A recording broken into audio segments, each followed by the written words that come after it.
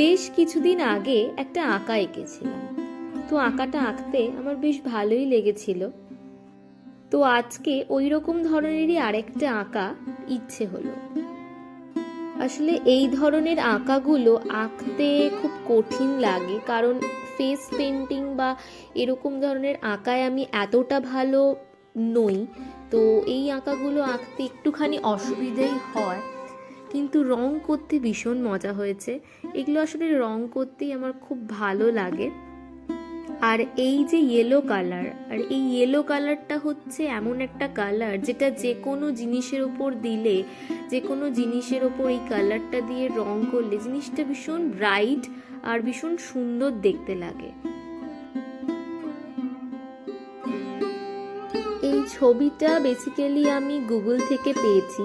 আসলে গুগলে এরকম ফেস পেন্টিং বললে বিভিন্ন ধরনের পেন্টিং চলে আসে, তো সেখান থেকে বিভিন্ন রেফারেন্স পাওয়া যায়। তো সেখান থেকেই একটা এরকমভাবে রেফারেন্স নিয়ে করেছি।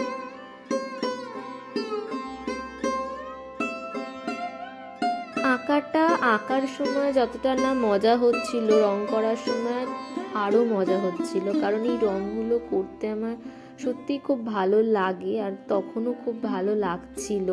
এত ব্রাইট এই কালারগুলো। কখনো কখনো কোনো জিনিস করতে ইচ্ছে করলে সেটা করে ফেলতে হয়।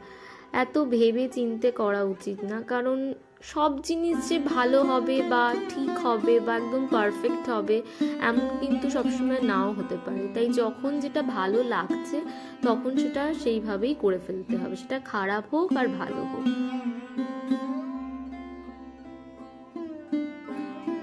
এই ধরনের পেন্টিংগুলো আমার ওই মাটির যে থালা প্লেটগুলো হয় তার উপরেও আঁকার ইচ্ছে আছে, তো সেগুলো একটা টাইমে করব।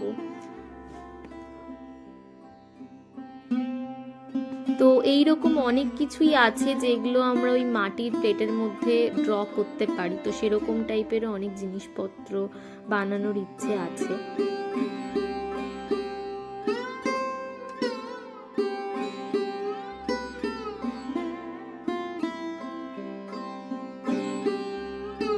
আর এই ধরনের আঁকাতে সব থেকে যেটা সুন্দর লাগে সেটা হচ্ছে এই লাল রঙের সিঁদুর আর একটা লাল রঙের টিপ, যেটা আঁকাটাকে আরো বেশি সুন্দর করে তোলে।